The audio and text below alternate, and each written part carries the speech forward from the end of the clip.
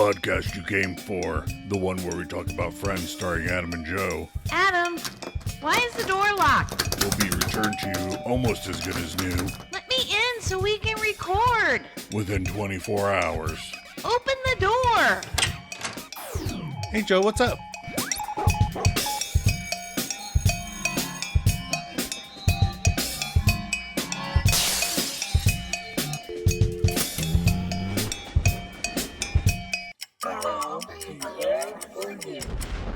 Welcome, Misfits, and hello to any new Friends fans that stumbled upon the podcast.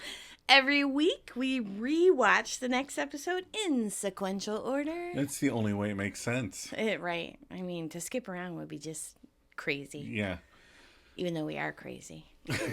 Well, we're maladjusted at least. So how was your week? Busy. Next week will be busy too. Work is just busy.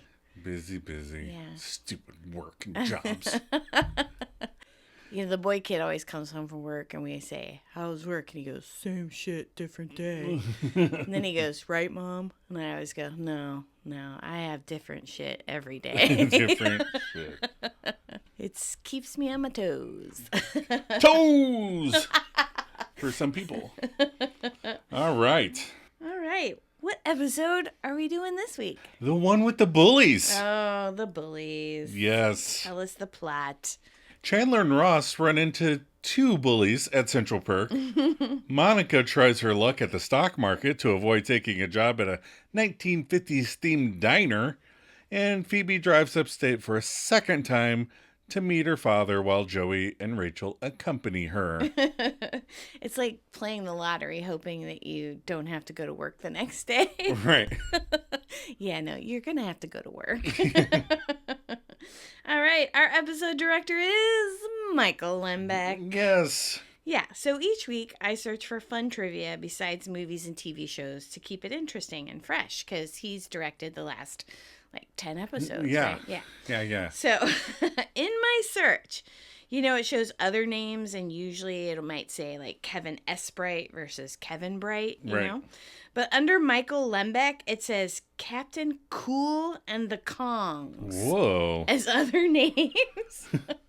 So, this is a band that Michael Lembeck was a part of. Okay. On the Croft Super Show.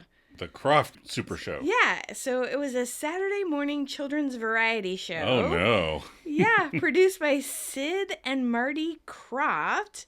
It aired for 2 seasons from September 76 to September 78. Right. Yeah. What the fuck? Wow. That is Do you ever Cool in the Kongs. this guy has lived a life, Yeah. right? He's been on variety show. He was on One Day at a Time. Right. He's directed episodes of Friends. Right. He went to high school with Nicolas Cage. Wow. Makes my life pale in comparison. Anyway, we had 2 writers this episode. Sebastian Jones and Brian Buckner. Mm-hmm. Sebastian Jones, he only wrote this episode in season 2, but he'll be back in seasons 7 through 10. Okay. He also wrote 31 episodes for Spin City. We didn't watch that, but that has Michael J. Fox in Yeah, it. I saw a few of those. Yeah. He wrote some episodes for Hot in Cleveland and some episodes for the new One Day at a Time. Ooh. Yeah. And then Brian Buckner, also with his partner, wrote episodes of Spin City, 23 episodes of The Joey Show. Oh, how many episodes were there? I don't know. I forgot to look it up. Okay. And then 80 episodes of True Blood. Oh. Yeah. And some episodes of Fear of the Walking Dead. So he went a different direction. Yeah. When was our original air date? Our original air date was April 25th, 1996. Okay. That week, the #1 movie was The Quest, with Friends alum Jean-Claude Van Damme and Roger Moore. Never heard of it. And I've never heard of The Quest. Nope. Because we probably went to see the #2 movie. Okay. Which was The Truth About Cats and Dogs. Oh, yeah. With Janine Garofalo and Uma Thurman. Which was a Gender River Cyrano de Bergerac, right? Oh, yeah. Yeah. And the only line I remember from that, I remember Janine Garofalo had a pet talk line. Okay. The only line I remember is her talking to some guy on the phone going, "It's okay to love your pet, just don't love your pet. Okay, I remember now. It's coming back to me. She was on a radio show. Yeah, okay.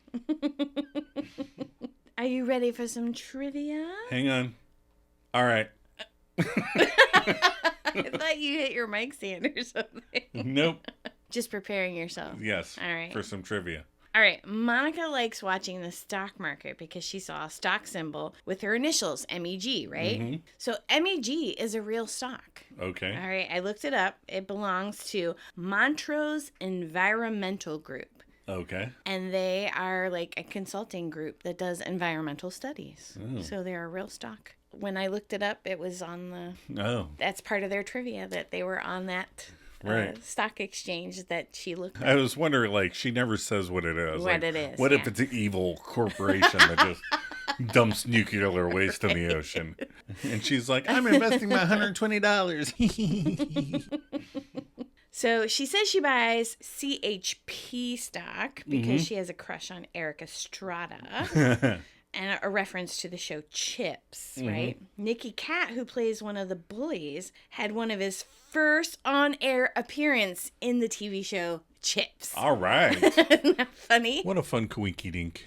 All right, so we know Nicky Katt is one of the bullies, right? He plays one of the bullies, who not only infamously played the bully in Dazed and Confused in 1993. But did you remember his victim in that film was played by Adam Goldberg? Yes. Who had just completed his arc as Eddie on Friends? Yeah. So there's a lot of crossover. Yeah. I thought that was funny. The Moon Dance Diner was a real 50s diner. Ooh, yeah. And we saw it. Yeah, we saw went it. to New York City. We took a picture of it.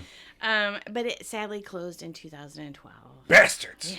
Yeah, it's condos now or something, right? Yeah. And it didn't quite look the same on the inside as it did when Monica was dancing on the counter. Well, no, because that's a set. The inside is a set. Yeah. And then Ross claims at one point that nobody besides Monica has ever beaten him up before, right? However, in the one with the mugging, Right. Phoebe admits to Monica that she mugged a teenage Ross. And Ross finds out in that episode that Phoebe is the one that mugged him. Right, but he didn't get beaten up. He just handed over all his shit. So she just threatened him and he was like, ah! Right. All right, I'll give it to you. All right, so what were your episode reactions? So, Monica learns that it's hard to play the stock market with no cash. Yeah. Joey and Rachel take a backseat to Phoebe, literally, but are very sweet. Yes. We all know that Phoebe annoys me sometimes, but she hurts a dog and then gets let down, but excited by the prospect of a brother. Yeah. And that's kind of adorable, that even though she's let down, she kind of... Yeah, gains a brother. And Chandler and Ross and their bullies, well, at least it all works out. I mean, the whole thing is pretty enjoyable. Yeah, It's not one of the strongest, but far from one of the weakest episodes, Right, too. I like this episode. The bully storyline is kind of funny. Chandler and Ross's reactions, the cappuccino with a K. Yeah. And although they're bullies, they are mild and it's funny and has a friendly ending. Yeah. Phoebe meets her brother, another great side character who brings so much to their scenes. Not so much in this episode, but future episodes. I mean, Giovanni Ribisi is amazing. Yeah. Monica, poor Monica. It's okay. We've all done it. We've all taken that shit job. Yeah. You know. Yes. Joey is so funny in this episode. I think he's quietly funny. He just sneaks in those one-liners, those like, one things he does and says. Right. I don't want to interrupt your reaction. It's all right. But, like last episode, Joey and Chandler were kind of the backbone of keeping it funny and light. And Joey's very good character being nothing's really happening to me, but I'm a solid, funny background character. Yeah. I think Rachel is the one that doesn't do much in this episode. Yeah. And he says my favorite line in the entire episode. And it cracks me up every single time. All right, so getting to the favorite line. Getting to favorite lines. I have to set it up because my favorite line is after. Right. So when Phoebe, after she hits the dog and she wants to call and let them know that she has the dog, and she's nervous because she doesn't want it to be that to be the time that she talks to her dad. Right. So Joey volunteers. So he'll do it, you know? I'll call. And then a woman answers the phone, throws him off his game. So he immediately goes into this voice. This weird, deep voice. And then when he hangs up, he just goes back to eating his cereal. And Rachel goes, "Why the voice?" He goes, "Hard to say." Hard to say. I don't know why it just cracks me up. The whole scene, that whole scene, when he starts with the voice, he goes back to eating his cereal, Rachel's line, and then his, like, repeat. Right. Hard to say. And I'm going to talk about that in a minute.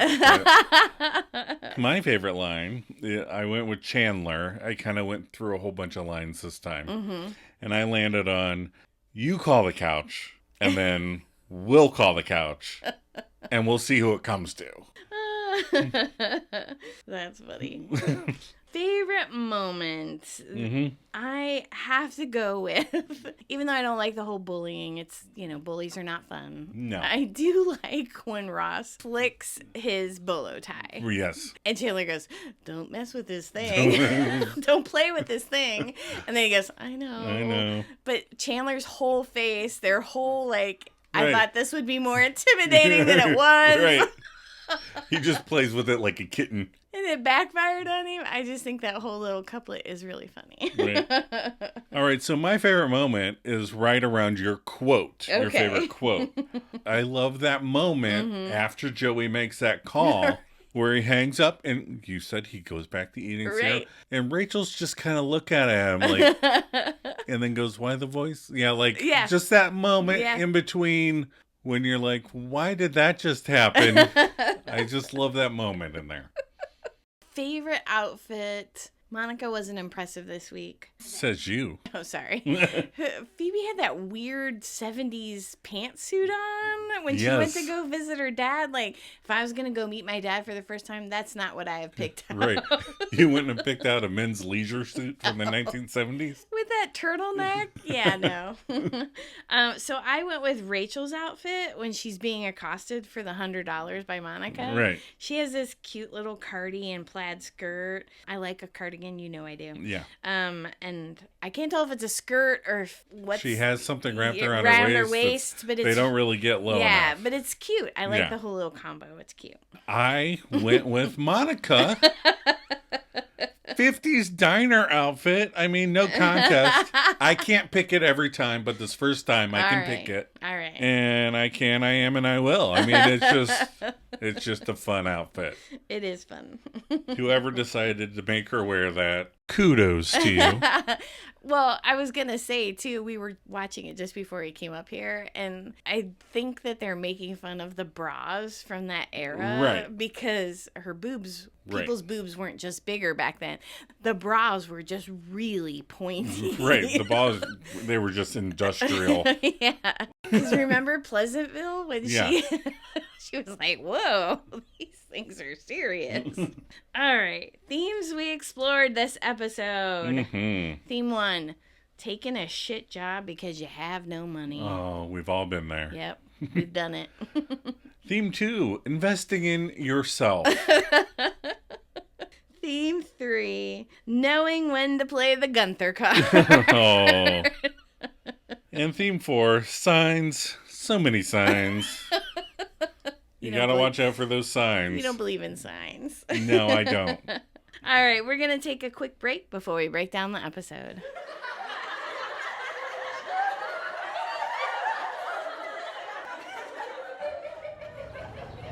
So how do you know my dad? Well, I don't really. Just genetically. He's kind of my dad, too. Heavy. Yeah. So, did he ever talk about me, Phoebe? Nah, but he didn't really talk about anything. Oh.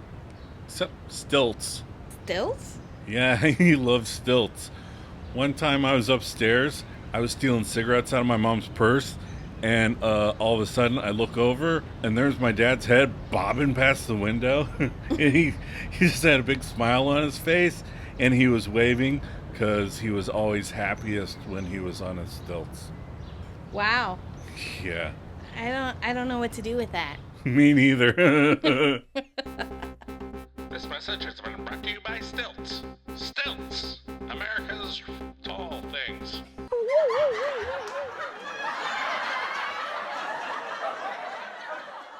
Are we back? We're back. Okay. All right. We're starting with the cold open at Monica and Rachel's. Mm-hmm. All 6 of our friends are there. Yeah. Why are we watching the Business Channel? Which is a legit question. Yeah. Remember when your dad used to watch the satellite weather channel? No, my dad would only watch anything for 7 minutes at a time, so... When I walked in and he Yeah. was watching the satellite weather channel, it was kind of like best to leave him alone. You just kind of backed out of the room. No, the scary thing was when the TV was off. Oh, and he was sitting okay. in the chair. That's when you're like, I'm going somewhere else. Anywhere not in this room. Right. So Monica said she saw her initials, MEG. Mm-hmm. And she says, you have to watch for 2 or 3 hours for it to come around again. But it's thrilling. Oh, my goodness. Rach reminds her how much she needs a job. Yeah. And Ross says he knows, Dad knows someone that she can call for an interview. Mm. And Phoebe shouts, right there, that's the 3rd sign today. 3rd sign. Yes. Ross says, on behalf of everyone else, I'd like to say, uh-huh. No, Ross, I wasn't going to ask. Phoebe points out that he said dad, and everywhere she has gone today, she keeps getting signs that she should go see her dad. Why do there need to be signs? Can't she just be like, I think I'm ready to try again?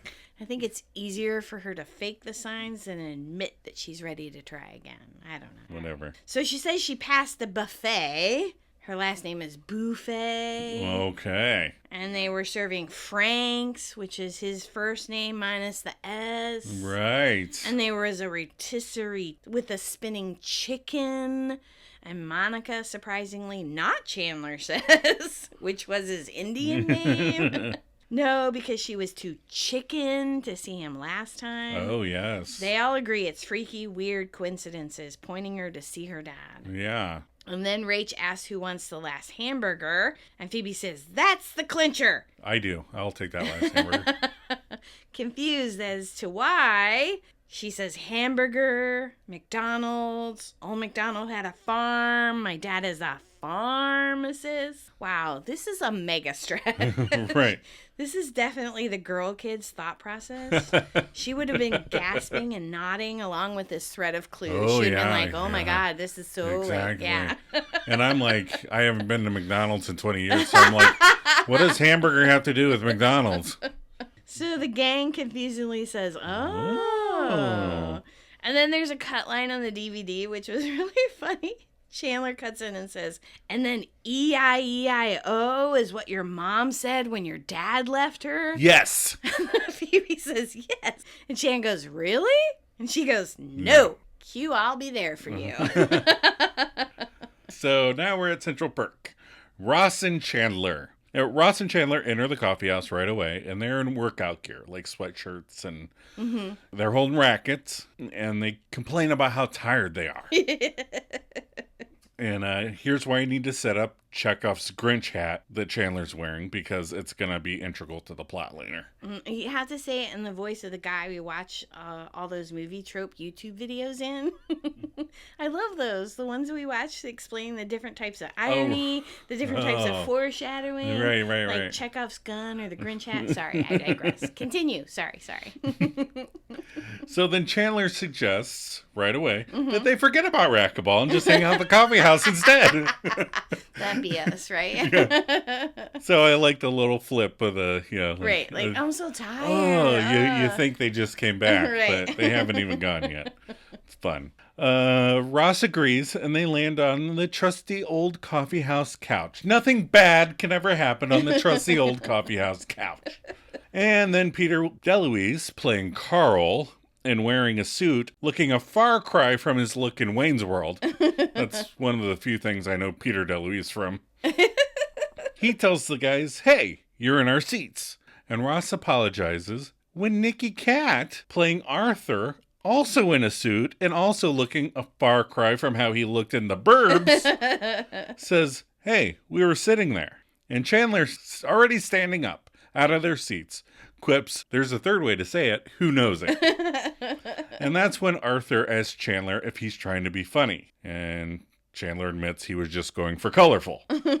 Then the pair of bullies asks, "What's with this guy?" What's with you? And Ross confirms, "Nothing's with Chandler. Enjoy your coffee." And they start to walk away, and Arthur takes Chandler's Grinch hat off his head. Chandler asks, "What just happened?" And Arthur says, "I just took your hat. See, I can be funny too." And he claims that his joke was that he took Chandler's hat. I don't know how that's a joke, but I don't either. they both look very smug and happy with themselves. And Chandler says it's funny and asks for it back. But Arthur says no. And Chandler says no. And then Carl gives him a harder no. And then Ross steps in and says, okay, a couple times to diffuse the tension of the situation. He says he thinks Arthur is very funny. Kudos on that hat joke. And then he asks that they return the hat. And he explains that it's a special hat, a hat that Chandler bought when he was feeling down one day as a present to himself to cheer himself up. Stop talking. Stop talking now. Is what Chandler rightfully interrupts. You're making it worse.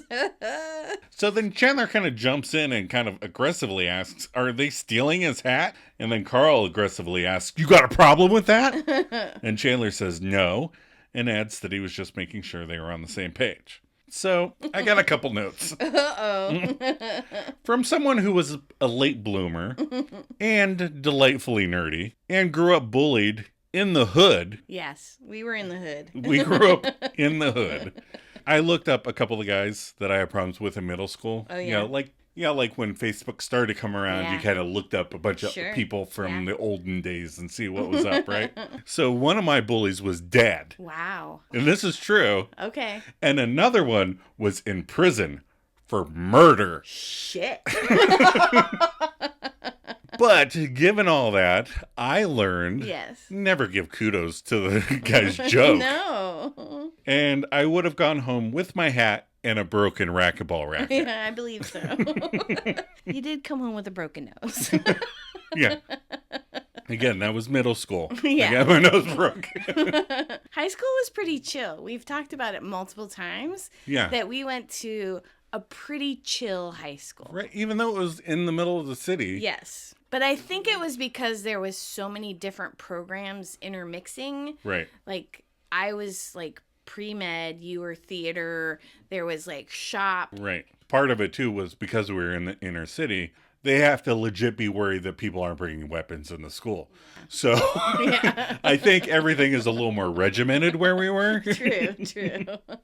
Okay, so we're at Monica and Rachel's, and it's Rachel and Joey. So it opens on a cut scene on the DVD. Yeah. Joey's explaining to Rachel about going dad hunting, which I thought was really funny. Yeah, that's a funny way to put it. So he says he's gone dad hunting with Phoebe before, and he explains it's a very scary thing for her. And she gets real vulnerable, which I thought was a big word for him. Yeah. And that's why they're there, to be supportive and crap. That's what he says. Yeah. To be supportive. She's going to be vulnerable, so we're there to be supportive and crap. And Rach says, okay, well, you just let me know when to do which. And he nods like, we've got this. Yeah, we've got this. So Monica enters all dejected, and Rach asked how the interview went, and she said it bit. It was for a 50s theme restaurant. And she would have to cook in a costume and dance on the counter. And she brags that she was a sous chef at Cafe des Artistes. So I looked it up. It is a real restaurant. Okay. It was actually in 1996 was a real restaurant. Cafe des Artistes was a fine dining restaurant at 1 West 67th Street in Manhattan, New York City. It opened in 1917 and closed its doors sadly in 2009. Another restaurant opened in the location in 2011, but under a different name. And it was the setting for the film My Dinner with Andre. Oh, interesting. We've never watched that movie, but we watched the TV show Community, and they talk about that in They have a whole episode about that. Yeah, so that's why we know My Dinner with Andre. Anyhow, she says she cannot take a job where she has to make something called Laverne and curly fries. Sounds awesome. And that's a nod to the 1976 TV sitcom Laverne and Shirley. Mm-hmm. So Rachel tells her not to do it, but Monica laments, "How can I not? I have $127 in the bank." Been there. And less. So Joey tells Monica to relax and go get a beer. And she shouts, "I don't want a beer." And he said, "Who said it was for you?" Yikes. And he gets the mom on the hips look. Yeah. You know, she puts her hands on her hips. Yeah. It's putting out fire with gasoline kind of thing. Right, like, watch it, Joe. As Ross and Chandler come in with the rare, sad double high. Yeah, we don't get the double high very often because it's too sad. Yeah, we can't take it. It's too much.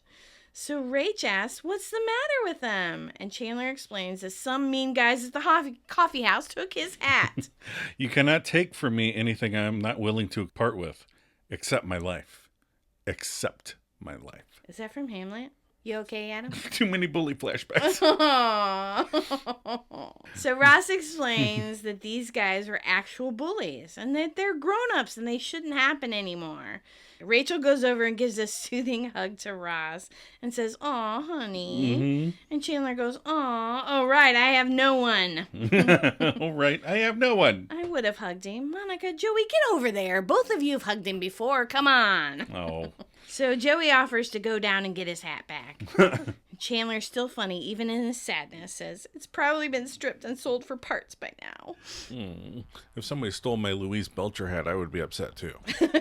So Monica grabs a paper and points out that her stock went up. Meg went up 2 points, and that had she invested in herself yesterday, she would have more money than that today. Yeah.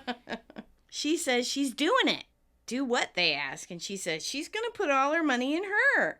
Rach reminds her that she doesn't know shit about the stock market. I'm going to invest in the Jason Statham movie.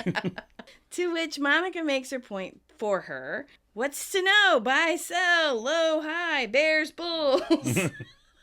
She picks up the phone and says, "Manhattan, number to stock selling store." Oh my God. All right, so now we're at Phoebe's grandma's cab outside her birth father's house. Okay. Right? Yes. Phoebe's grandmother's cab outside her birth father's house. That's a mouthful. Phoebe, Rachel, and Joey. The cab slams to a stop, and Joey and Rachel in the back seat hold up pillows so they don't smash their faces on a plexiglass divider thing. And Joey points out to Rachel that he told her the pillows were a good idea. And they definitely were. Yeah. Phoebe says that this is it. For the first time in her life, she'll say, "Hi, birth father." And the two in the back wish her luck and remind her how they love her and they're there for her. Now they're just taking lines right from the theme song. I know, right?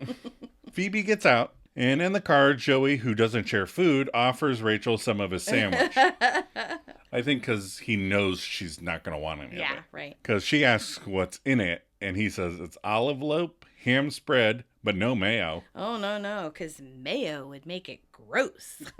Ham spread. I just put some ham in a blender and Yeah, it's pretty much what it is. then I put it on my sandwich. Outside the cab, a dog comes running around the house and, let's say, bites Phoebe's pants and won't let go. She tries to explain that she loves animals to this little bitch, but this dog does not give a doggy do. She flings it around a bit, not too much, like they practice in rehearsal, so don't worry, animal lovers. Joey and Rachel try yelling, and Joey is asking if Rachel has a bone or kibble or something. And then while succumbing to name-calling, Phoebe manages to get her pants free from the mighty tiny dog's death grip and flings herself into the cab and shuts the door. Phoebe says they have a problem, as this tiny dog just keeps leaping up and looking in the cab window. It's jumping unbelievably high. And Joey tells her just to reach out and take his trampoline. Rachel then grabs Joey's disgusting sandwich and throws it out to distract the dog, but the dog won't eat it. And Rachel even points it out that the dog will lick himself, but not eat Joey's gross sandwich. Then Joey says if the dog won't eat it, he will. And Phoebe warns him not to get out of the car. But Joey says it's just a little dog. But then the dog is halfway inside Joey's window, barking right in its face. Yeah, and we find out it's not a bitch. And then we have to wonder if they die because they cut to the next scene. Right, and we've all seen Cujo. Yeah.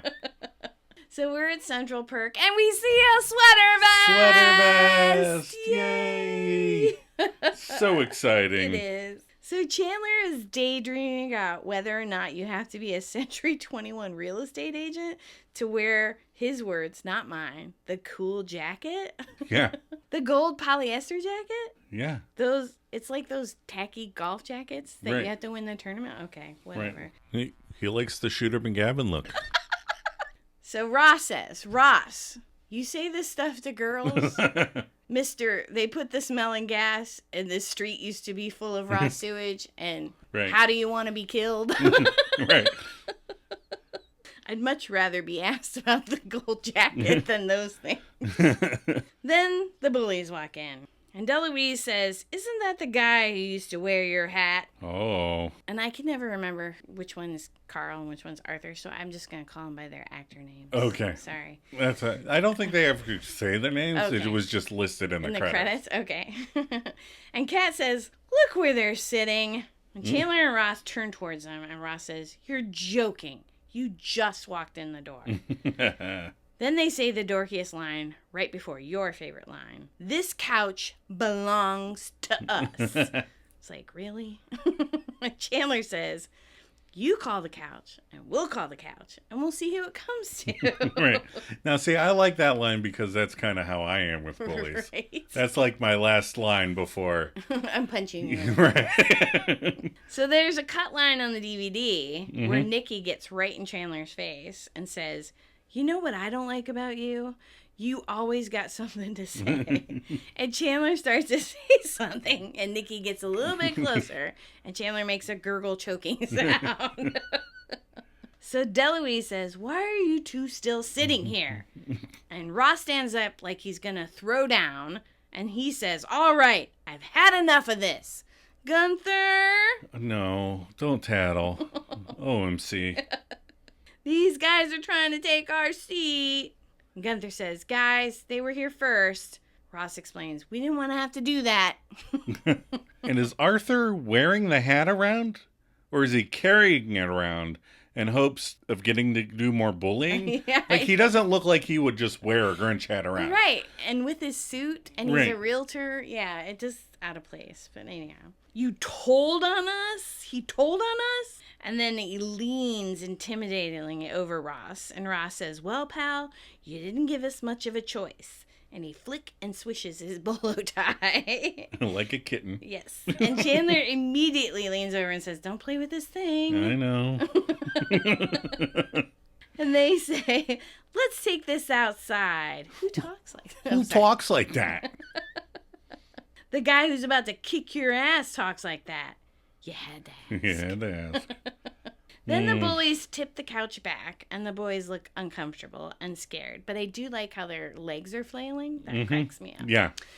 But they say they're not going to fight. And Nikki threatens them they won't have to fight as long as they never see them in the coffee house again. Instead of mic drop, you get a couch drop. And Chandler says, I think you played the Gunther card too soon. Poor Gunther. I know. Put the mouse back in the house. All right, so now we're back at Phoebe's grandmother's cab outside her father's house, but now it's night.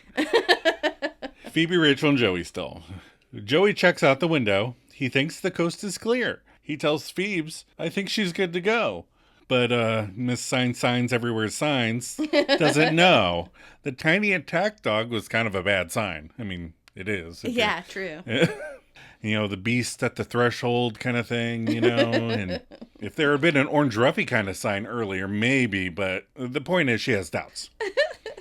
Phoebe does a family inventory count. She has no family. Well, she has a grandmother. But she isn't going to be around forever, no matter what she says. And she's only got a twin sister that she's barely spoken to since the womb. The whim. The womb. She just wants it to go well. And the pair of friends tell her whatever she needs. They can go home if she wants to go home. She thanks them. And she starts the cab and immediately runs over the dog. That must have been sleeping in front of the tire, I guess. The buffet's not the best dog owners. I mean, it's been hours, and right? It's dark. And the cab's been parked out in front of their house all day. Right. So Joey guesses the threshold is clear now. as both women cover their faces in shock. I do like that part because they're both shocked, and he's like, Uh-oh. I think the threshold's clear now. I think you're good to go. So we're at Monica and Rachel's. Monica, Joey, and Rachel. We open on Monica shouting into the phone. She wants to buy 5 shares of SGJ right now. Time is money, my friend. And then she lets out a loud woo. Rachel just gets up and says, time is money? Oh, boy. Joey said, yeah, you missed. It takes money to make money. And don't make me come down there and kick your Wall Street butt. Ooh. Monica says she made $17 before breakfast. What has he done? And he said, I ate breakfast here. So technically, I saved $3.50. Smart, very smart. Rach asked how she hit the Wall Street lotto, and Monica says to her financially challenged friend, she split her money in shares for CHP and ZXY. Joey laughing says, why those two? And she says CHP because she used to have a crush on Eric Estrada, and ZXY because she thinks it's Zexy. Zexy. Rach asked what happened to MEG, and she explained she was good, but she dumped her. I had to dump myself. Her motto is to get out before they go down. And Joey laughs and says, that is so not my motto. So her method of stock Yes. picking reminds me of when your boss had you fill in his March Madness bracket. Do you want to tell the listeners about that show? Just a very quick version. Yeah, he called me one time. He was traveling, and he was like, I have to get my March Madness picks in, and I can't do it. Will you pick them for me? Now, I like to research things. Obviously, I tell you all the time I look things up.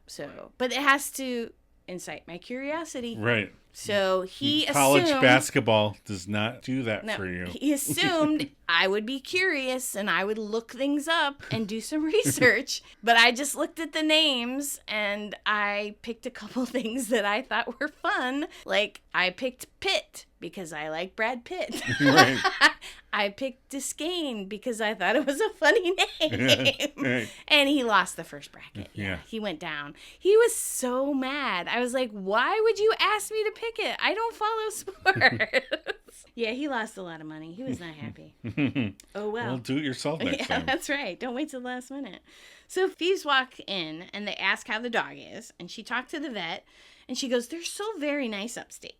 The dog will be okay, and she can pick him up tomorrow. He had to have a bunch of stitches, and only once in a blue moon does a dog's ear grow back. So fingers crossed. Okay. She's hoping. Mm-hmm. So Rachel said, now are you going to call your dad and let him know the dog is okay? And Phoebe says she doesn't want to meet him over the phone. Hi, I'm your daughter you abandoned. By the way, I broke your dog.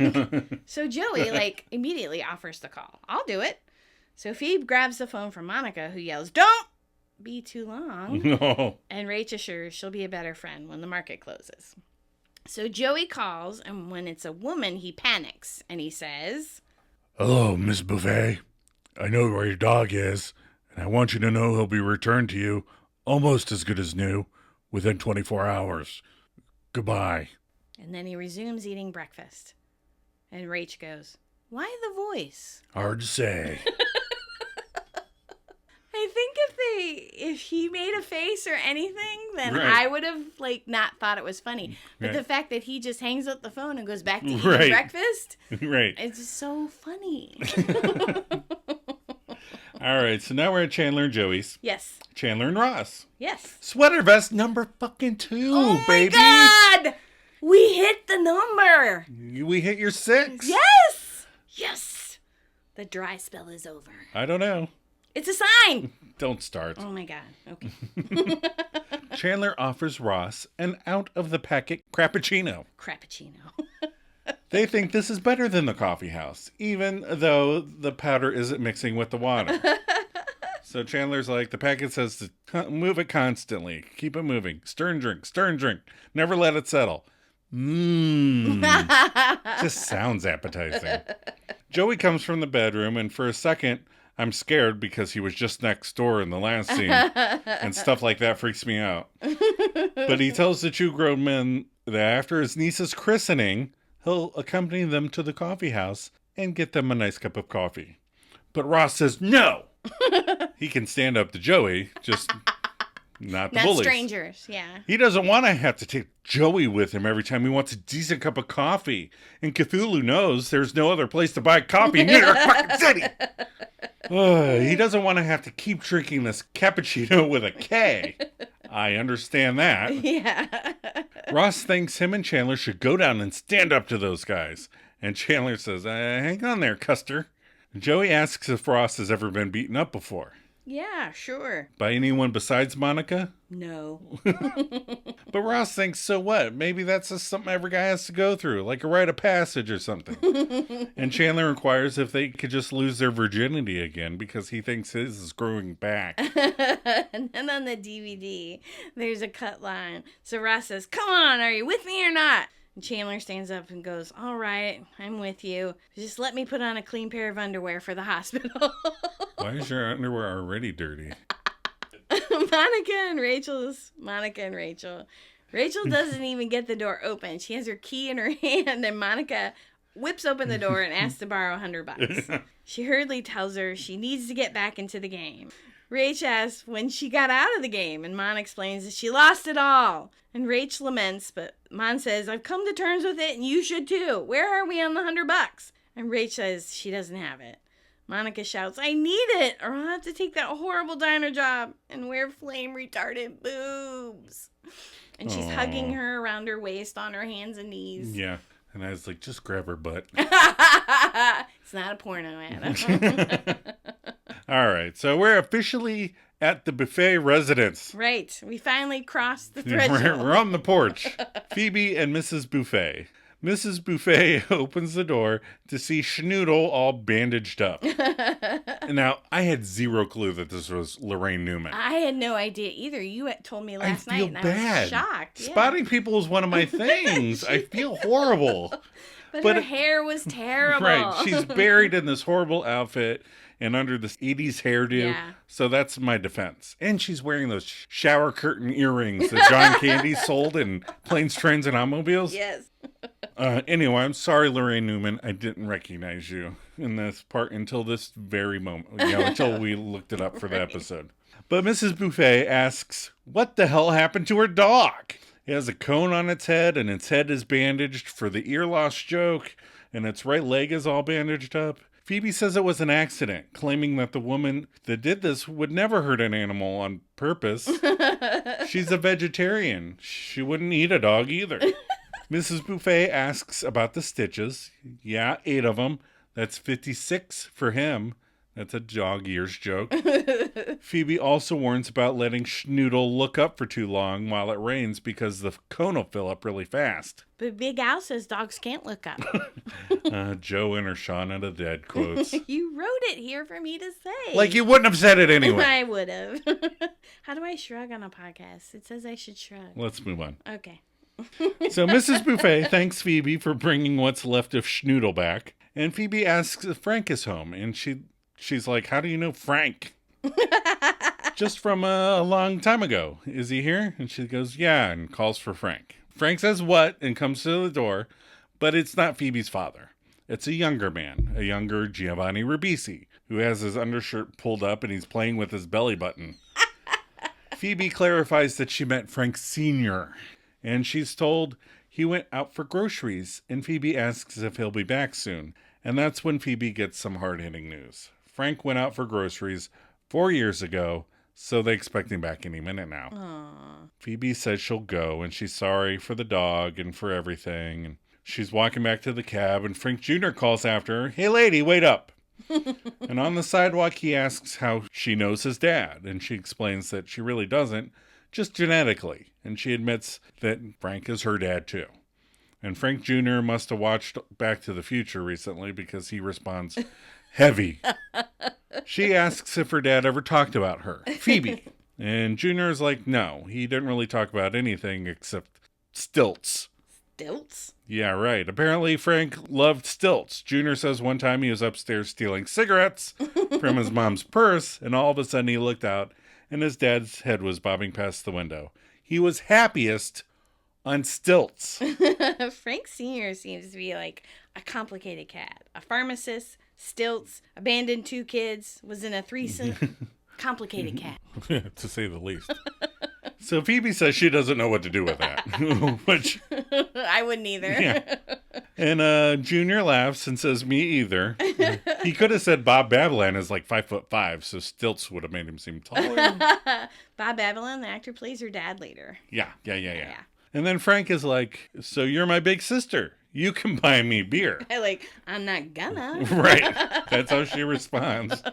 And she does point out that if he had a friend named Peter, she could be like, hey, I know Pete. He's friends with my brother. And JR replies that he's got a friend named Mark. At least he didn't say Danny. I don't want to deal with all that. Oh. But Mark works for Phoebe. And Junior asks if he can give her a call sometime. And she says, sure, I'm in the book. Just look up my home phone number in the old telephone book. It'll be delivered tomorrow. Phoebe starts for the cab and then stops and turns around and goes, stilts, huh? And Junior says, yeah.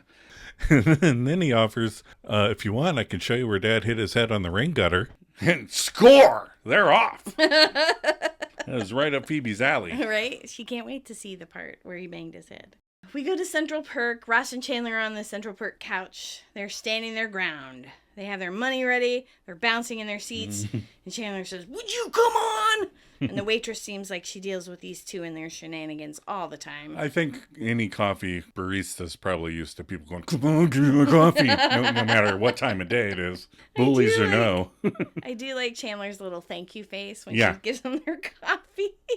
And they hurriedly put in their accoutrements. See what I did there? Oh, yeah. Very nice. And they scald their mouths on the hot coffee.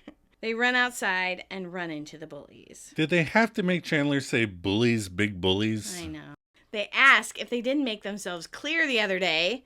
And Ross says, yeah, that's why we're here. They're standing their ground, apparently. And Nicky starts to take off his watch, which starts the discussion of whether or not they're going to use watches and keys as weapons. And Chandler says, okay. Okay. So they put all the keys and watches in the hat and then lead to the discussion about hitting faces. Because Ross has a presentation and Nicky has to show an apartment. And they agree nothing below the belt because Dana's ovulating. They're trying again. Ugh. So only below the neck and above the belt. And they dance and Ross tries to intimidate. So screw Dana. Bullies should not be allowed to reproduce. I'll run for president on that platform. Yeah, I think you should.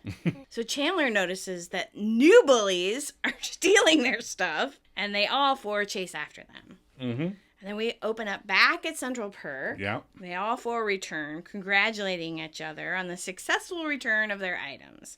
And Ross apparently gave it to Mr. Clean back there. I really wanted to see that. Yeah, and saying it out of context would be really funny. You really gave it to Mr. Clean back there. You're like, oh my goodness. Okay. And Chandler has this significant welt on his forehead. Yeah. And he says he wouldn't know because he missed it all. And I do like this line. Don't be so hard on yourself. Any one of us could have tripped on that little girl's jump rope. Yeah. So Ross asks if they're all good, and they are. And then Chan asks for his hat back, and Nicky says no. Oh, man. So he jumps up, grabs the hat, and then runs, trips, and falls behind the couch. I'm going to hurriedly grab this and run away. No, I'm not. All right, now we're at the Stinger. Moon Dance Diner. All 6 friends. It's our first glimpse of the Moon Dance Diner. Mm-hmm. The kind of place I used to really like. Yeah. The 5 friends plopped down in a booth and waved to a decked out Monica.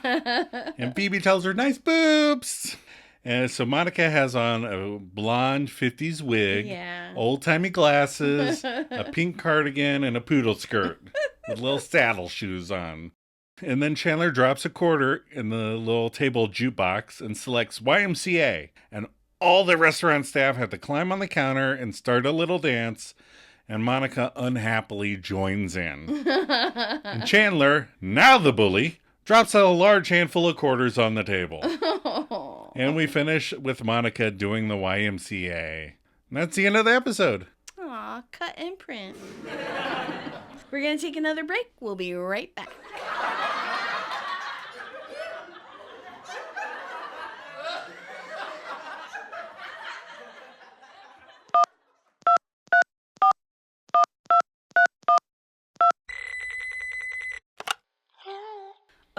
Hello, Mrs. Buffet?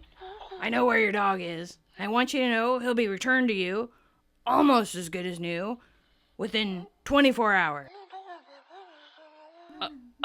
Goodbye. Why the voice? Hard to say.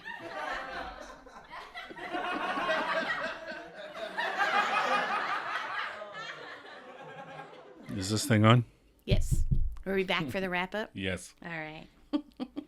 What did we learn from this episode? You tell me, Joe. I think they made Chandler and Ross seem like real wimps in this episode. Yeah. And I didn't think that Nikki Cat and Peter DeLuise are that intimidating looking. No. Compared to, no. I learned a very disarming thing for people who are passive-aggressive or mean. Mm-hmm. You just get real quiet and sincere looking. You tilt your head and you go, "Are you okay? Are you all right? Are you all right, man?" Because then they're like, "What?" So for those of you out there, that's what you do.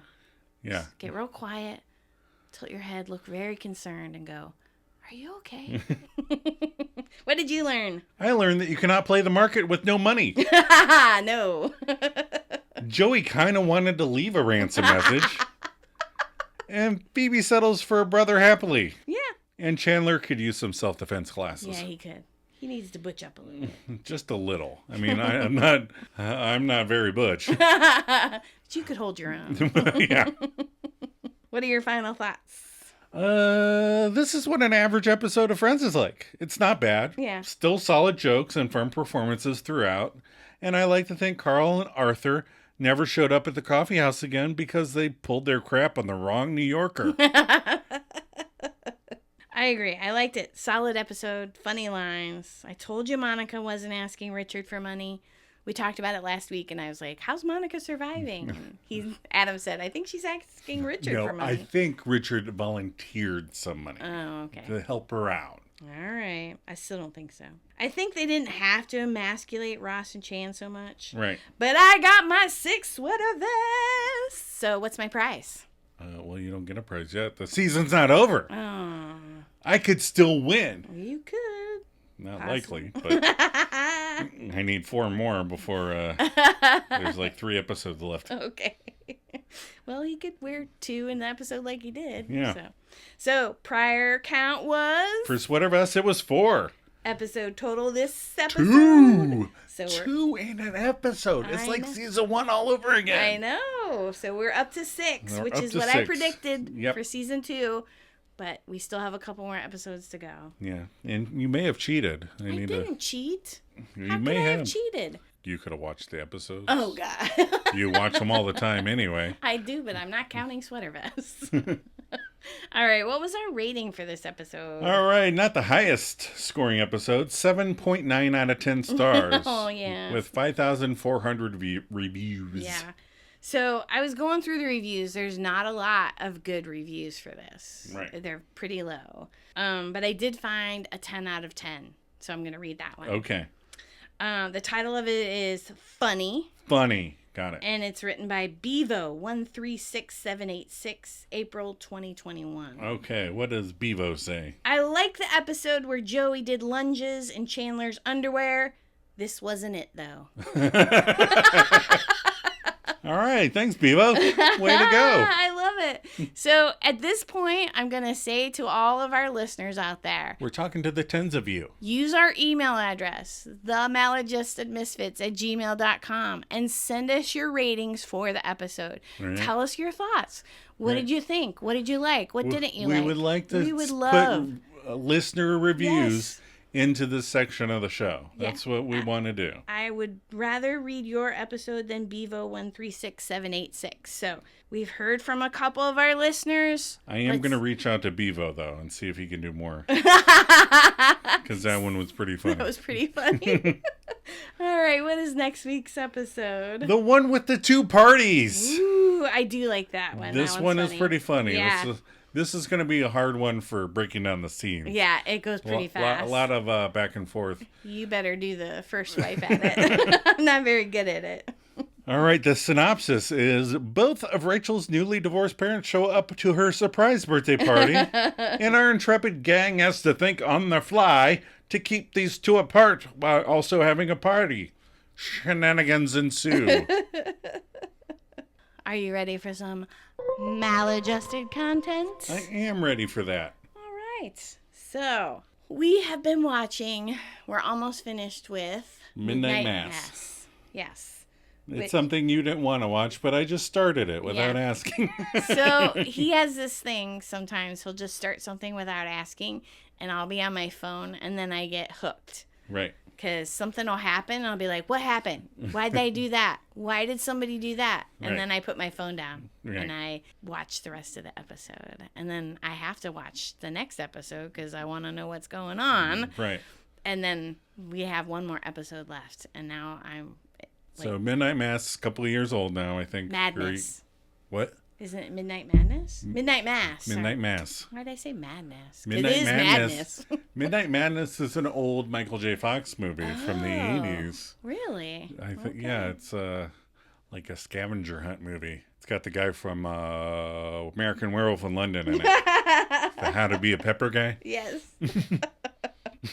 But it's a limited series on Hulu, right? Netflix. It's a Mike Flanagan. Yes, thank you. You're welcome. And he did the Haunting of Hill House and the Haunting of Bly Manor. And those are good. Dr. Sleep. Those are really good. Yeah, a bunch of stuff. He's good. This is strange, but it's good. Yeah. It has a lot of the same people in it from The Haunting of Hill House. He likes to use the same cast people a lot. They're good. They're good actors. If people are good, use them. That's what they're there for. We watched something else, but I can't remember what it was. What did we watch last night? We watched... it wasn't last night, but we watched Axel F. Yeah, we watched Axel F. Yeah, Beverly Hills Cop Axel F. Yeah. That was funny. That was pretty good. Yeah. I definitely wouldn't go to the theater to see it, but it was free and it was online. Well, it was on Netflix, too. It was a Netflix movie, too. So it was pretty funny. Yeah. Yeah. He definitely didn't do his laugh. No. His Axel laugh. Yeah. I don't think he can do it anymore. I can't do it now either. Yeah. I have to hear it before I can do it.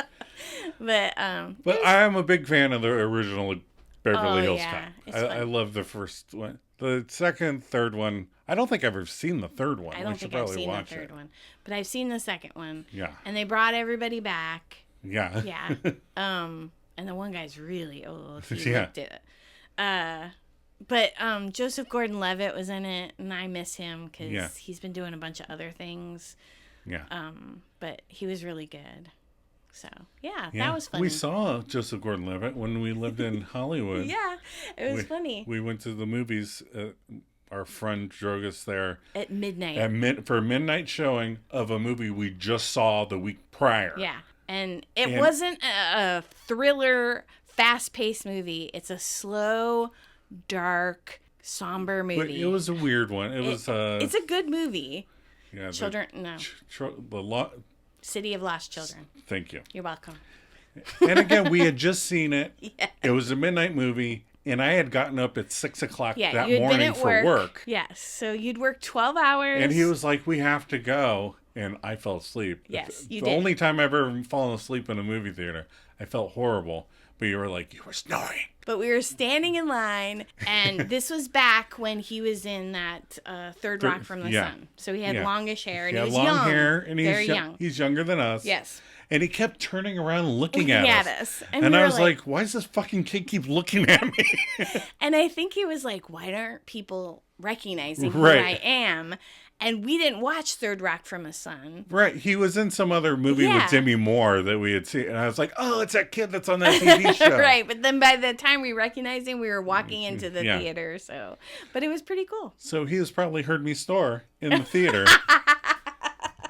He's probably like, one time I went to see this movie at midnight and this guy snored and ruined it for everybody. That's right. That was me. That was me. It was not my choice. All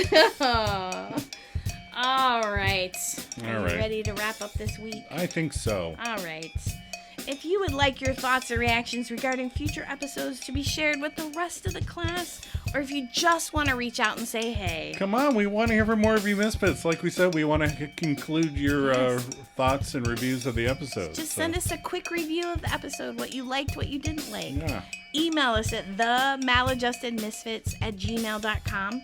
Rate us and leave positive comments. And if you have a negative comment, try to leave it in a positive way. That's right. Don't be a bully. Please don't be a bully. Check us out on Facebook and Instagram. You can follow the links in the show notes. The pages are called The One Where We Talk About Friends. Joe, you ready for a cup of coffee? Always.